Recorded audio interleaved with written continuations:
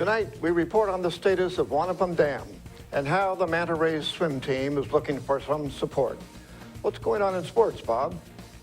A former Seattle Mariner joins Joe Buck in the Fox Sports Major League Baseball broadcast booth this season. Stick around to find out who made the cut. Here's a look at our Weather Center forecast. And we're watching a couple of bands of precipitation the next couple of nights here in the Weather Center. The big thing, though, the precipitation will be in the form of rain for the Columbia Basin as temperatures remain above normal. I'm Alan Troop, and we have all this and much more on iFIBER 1 News. From the iFIBER 1 HD studio here in the heart of the Columbia Basin, this is iFIBER 1 News, your #1 source for local news, sports headlines, and our very own Weather Center forecast covering the entire Columbia Basin. This is iFIBER 1 News, and it starts now.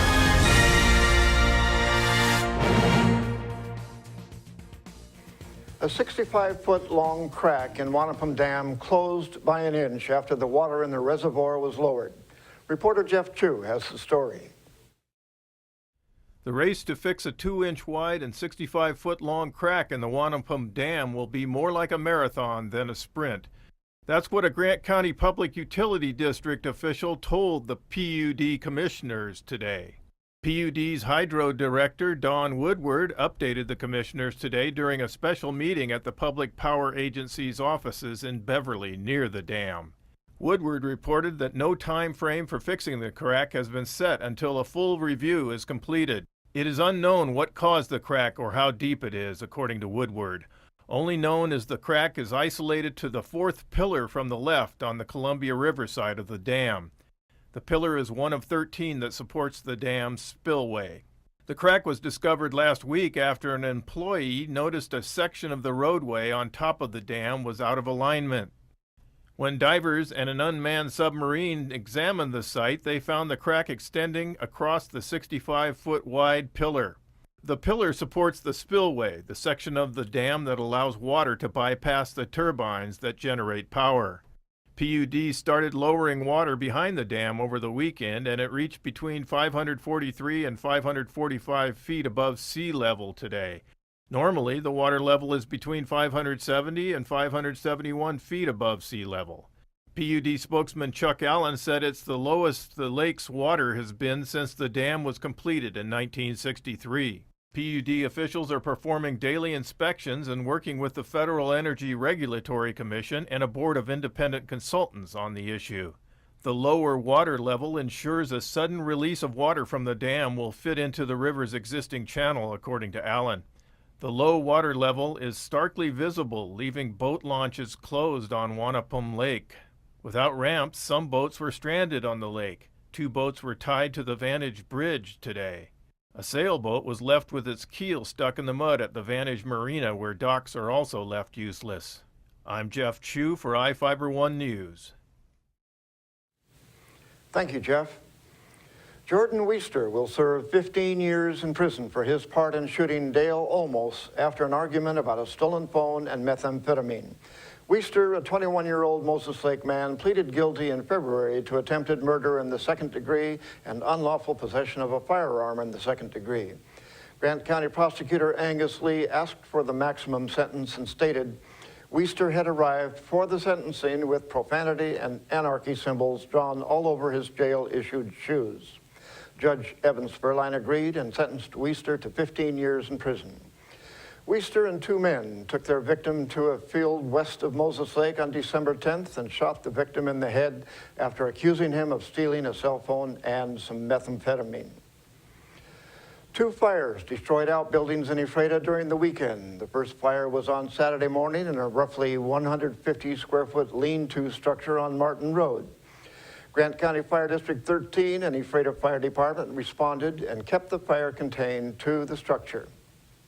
The fire appears to have started outside the building where the owners were burning vegetation from their garden.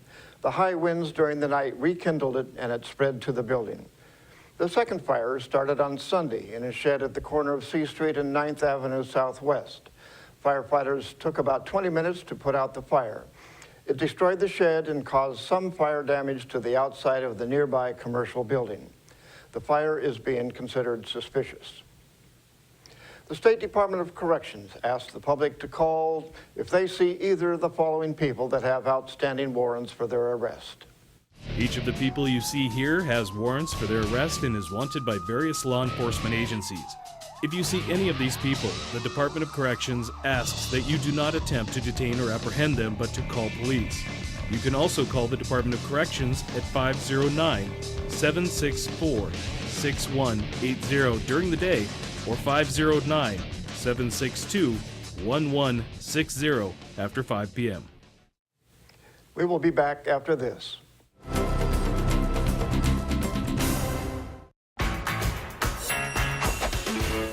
DQ $5 lunch. I'm really into it. One thing I can't decide. Is it chicken strips, fries, and a drink with a free sundae, or do you get a sundae with free chicken strips, fries, and a drink? Trick question. Both answers are correct. Exactly, Sam. It's Fanonomics. Entree, fries, drink, plus a sundae. The $5 lunch, only at your DQ. This is fan food, not fast food. Hey, how do you TDM? Fish taco. Chicken burrito. No. Chicken taco. I mean... I want fire on my burrito. I want jalapenos. I want habanero sauce. I want it hot, hot, hot. Rice, beans, lettuce, tomato, and that is it. I like nachos. I like nachos. 2 pork tacos with creamy chipotle sauce, and make it a combo. Love fish tacos. Gotta be fresh, gotta be fast, gotta be to go, gotta get out of here. Stop by today and TDM with our new creamy chipotle sauce. Hi everybody, meteorologist Don Morelli with you here on iFIBER Channel 1 News Weather, and you are looking at your forecast tonight brought to you by Bud Cleary Toyota Dealers. Toyota, let's go places.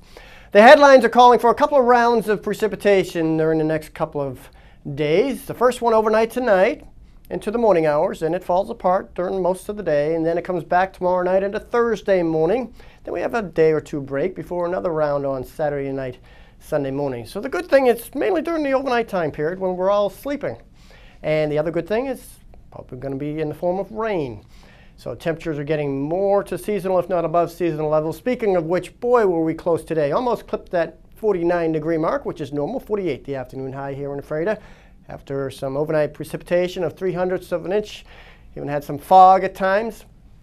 The temperatures are, again, comfortable to seasonal. 51, right on that normal high of 51 in Moses Lake. Same rain total in the water bucket in Moses Lake as it was here in Ephrata, 0.03 of an inch. A little chilly to start the morning. As far as currently outside, 43 degrees. We are looking at the dew point at 34. The breeze from the southwest at 6 with some variable clouds, but that's thickening on up. We are looking for more and more clouds to develop later on tonight. Here's what's going on, the forecast. Most of the precipitation has been from the Cascades west. And as we put it in motion overnight tonight, watch what happens. A big slug of moisture comes in around the midnight hour. It's still well offshore, but comes in quickly by 3, 4, 5 in the morning, but then it's right on out of us. Generally partly cloudy skies by afternoon, and then another big slug of moisture comes in overnight into our Thursday morning. And then we started drying out just a little bit for a couple of days before we see more Pacific moisture coming our way tail end of the weekend. Forecast for the state, west of the Cascades, generally mostly cloudy with some showers continuing. We'll have the morning showers, but afternoon sun, and then inland northwest, some showers there as well. The snow level about 4,000 feet, so it gets pretty high. But still, if you're going through the passes, be careful for some slippery conditions. Here in the Columbia Basin, again, some cloudiness at times, but generally we'll see a few peaks of the afternoon sun with temperatures very nice in the mid, possibly even upper 50s in some areas if the sun comes out early enough. You can see the precipitation chances again next couple of mornings basically, and then Friday, Saturday a break before Saturday night, Sunday morning. Again, some more showers come in, but look at that temperature, nice 60 degrees, 54 to start the work week next week, 53 on Tuesday. So you can see the temperatures normally 51 the daytime high. By the weekend, 52 is the normal daytime high, so you can see we're seasonal to above normal for the next 7 days. Have a great evening, everybody. It's a fact. Toyota offers 10 different vehicles with available 4 or all-wheel drive. So when roads are a challenge, we have your answer with great limited time savings, including the best-selling RAV4. Right now with APR financing as low as 0%. Or go for the larger Highlander with $1,000 cash back or the same 0% APR. Both ready to take you down winter's toughest roads. Discover Toyota's 4 and all-wheel drives for yourself. Visit any of your Inland Empire Toyota dealers today. Toyota, let's go places. Are you looking to improve your or your child's smile? At Casciati Orthodontics, we make it our mission to make braces more affordable and fun. Our business has proudly served the Columbia Basin for over 20 years, and our new conveniently located state-of-the-art facility offers a relaxing environment full of fun activities for the kids. We accept all types of insurance and have convenient payment plans available. Give us a call for a complimentary evaluation, no referral needed, or check us out on the web and make an appointment online. Welcome back. I'm Bob Kirkpatrick with today's sports. Robinson Cano had 2 hits and an RBI, and Dustin Ackley had a 3-run double among his 2 hits as the Seattle Mariners beat the Colorado Rockies 8-1 Monday. Ackley gave his team a 6-1 lead in the 5th inning when he ripped a bases-loaded double off of Rob Scahill over the head of center fielder Brandon Barnes. Seattle starter Blake Bevan allowed a run and 4 hits in 3 innings of work. Ackley is hitting .600 with a home run, 3 doubles, and 6 RBI in 4 spring training games. Former Seattle Mariner Harold Reynolds will join Joe Buck and Tom Verducci in the announcer's booth for the Fox Major League Baseball coverage this season.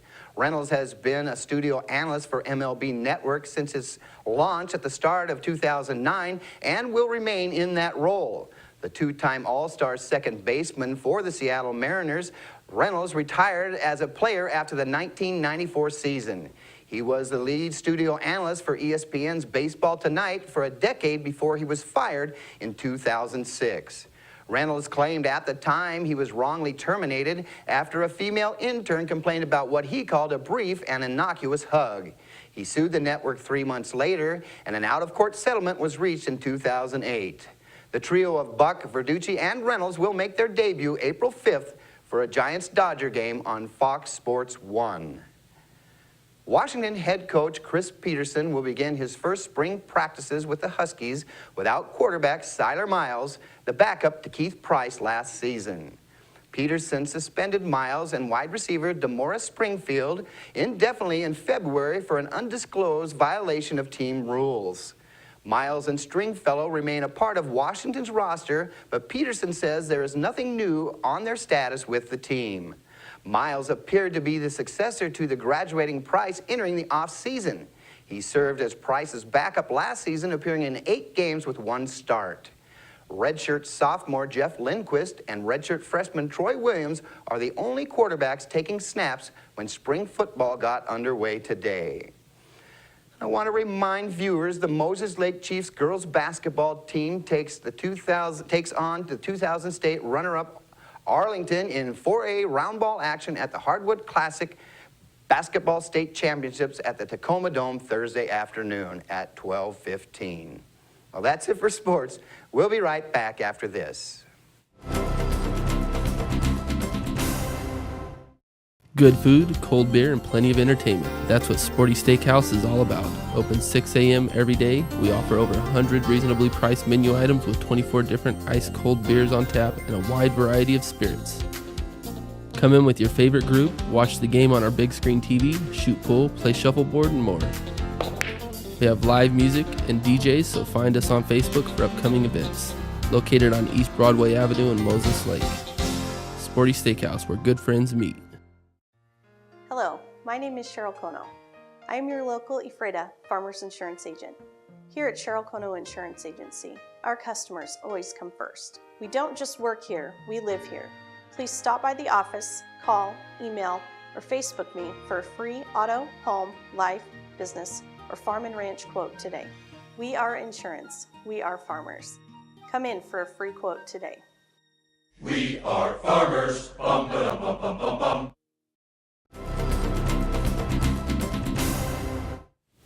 Our spotlight story tonight is about Pioneer Elementary School's celebration of Dr. Seuss. Here with the story is Jeff Chu.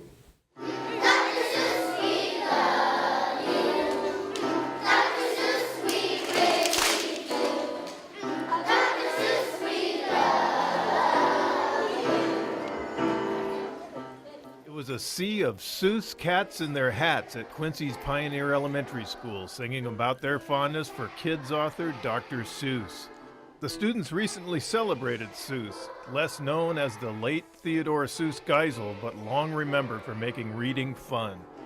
The school marked its long-standing Dr. Seuss Day, feeding kids a healthy version of green eggs and hams. They were actually eggs with greens, plus ham. Kindergarten teacher Jody Stadelman said the event has been going on longer than the 10 years she's been at Pioneer Elementary. We've been celebrating Dr. Seuss Day here in Quincy School District for I think a little over 20 years. I'm not sure on that exactly, but I've been in the district 10 years and we've been doing it ever since I've been here. And it's just a great opportunity for kids to become excited about reading and for parents to get involved with the school in a positive way.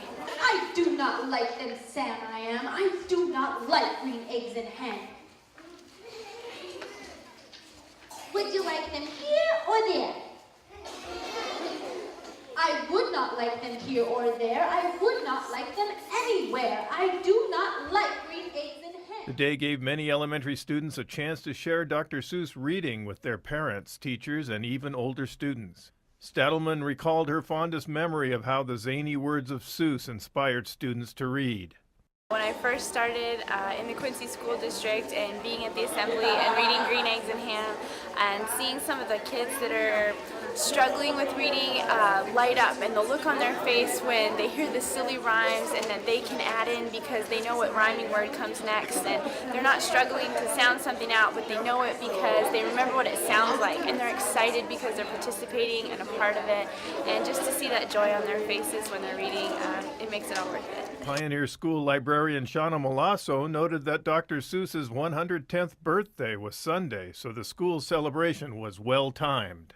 He made reading easier for our young children, and so we get together and throw a bash. This is our first year that we've done books and breakfast, and we've had a really great turnout, much more than we expected. The school set aside time for parents to come in and read Dr. Seuss books with their kids after the students performed at an assembly. The day wrapped up with the Seuss movie, Horton Hears a Who. I'm Jeff Chu for iFIBER 1 News. We will be right back after this. Well, one thing I knew from being a patient myself was that a dental office is a scary place to come to. And so we wanted everything possible to make sure that our office is a comfortable place for our patients to visit.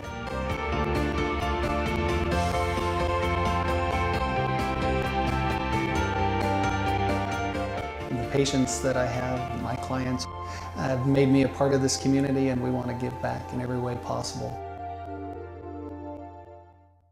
When Othello resident Alex dreamed of earning his bachelor's degree, he followed those dreams to Whitworth in Spokane. But now there's a shortcut through Moses Lake. If you have your AA degree or 2 years of college completed, you can now earn your Whitworth degree in Moses Lake at Big Bend Community College. Classes meet just 2 evenings and 1 Saturday every 6 weeks. If you share Alex's dream to complete your degree, visit whitworth.edu/Moses Lake for details. The Moses Lake Manta Rays are looking for donations to help pay for equipment and traveling expenses. While the Moses Lake High School pool is under construction for a permanent roof, the Manta Rays are traveling to pools in Quincy, Soap Lake, and Wenatchee to practice.